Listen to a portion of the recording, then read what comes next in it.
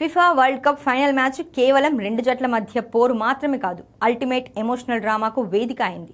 ఒకవైపు global football icon GOAT Lionel Messi, మరోవైపు అతనిని దైవంగా భావించే స్పెయిన్ యువ సంచలనాలు. స్పెయిన్తో ఫైనల్ ఫైట్ గురించి అడిగినప్పుడు మెస్సీ ముఖంలో ఒక చిన్న చిరునవ్వు మెరిసింది. నేను వారిలో చాలా మందిని ఎదుర్కొన్నాను, ఇప్పటికీ ఫాలో అవుతున్నాను. ముఖ్యంగా నేను ఎంతగానో ప్రేమించే బార్సిలోనా క్లబ్ తరపున ఆడే ప్లేయర్స్ అందులో ఉన్నారంటూ మెస్సీ తన పాత జ్ఞాపకాలను గుర్తు చేసుకున్నాడు.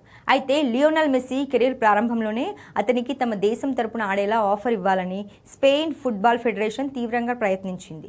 12 ఏళ్ల ప్రాయంలోనే అర్జెంటీనాలోని రోసారియోను వదిలి బార్సిలోనాలో స్థిరపడిన మెస్సీకి స్పెయిన్ పౌరసత్వం కూడా ఉంది. స్పెయిన్లో ఇల్లు స్థలాలు ఉండి అక్కడి ఆటగాళ్లతో సమానంగా బతికిన మెస్సీ తన అర్జెంటీనా యాక్సెంట్ను ఎప్పుడు వదులుకోలేదు.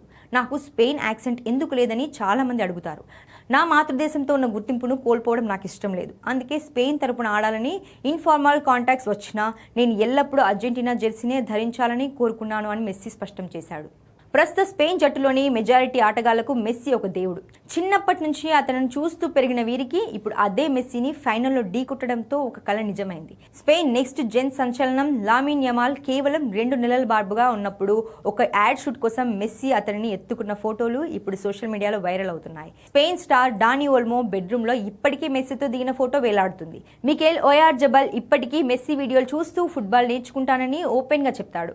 కానీ ఫైనల్ మ్యాచ్ లో ఈ ఫ్యాన్ బాయ్స్ అందరూ తమ ఆరాధ్య దైవాన్ని అడ్డుకోవాల్సిందే. మెస్సీ వరుసగా రెండోసారి వరల్డ్ కప్ అందుకోకుండా ప్రయత్నిస్తారు. పైగా అర్జెంటీనా జట్టులోని 6 ప్లేయర్స్ స్పెయిన్ లీగ్లోనే ఆడుతుండటంతో వారం రోజుల తర్వాత మళ్లీ క్లబ్స్ తరపున వీరంతా సహచరులు కానున్నారు. అయితే అర్జెంటీనా ప్రతి నాకౌట్ మ్యాచ్లోనూ చావు అంచుల దాకా వెళ్లి బతికి బయటపడింది. స్పెయిన్ తరహా పర్ఫెక్షన్ లేకపోయినా మ్యాచ్ ముగిసే విజిల్ పడే వరకు ప్రాణాలు పణంగా పెట్టి ఆడే రూత్లెస్ కంబ్యాక్ మెంటాలిటీ అర్జెంటీనా సొంతం.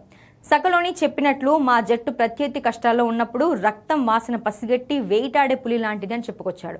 ఆదివారం రాత్రి జరగబోయే ఈ మహా సంగ్రామంలో స్పెయిన్ తన ఆరాధ్య దైవమైన మెస్సీ కన్నీళ్లు పెట్టాలని కోరుకుంటుంది. అటు మెస్సీ కూడా తన సెకండ్ హోమ్ అయిన స్పెయిన్ గుండెల్ని పగలగొట్టడానికైనా ఏమాత్రం వెనకాడటం లేదు.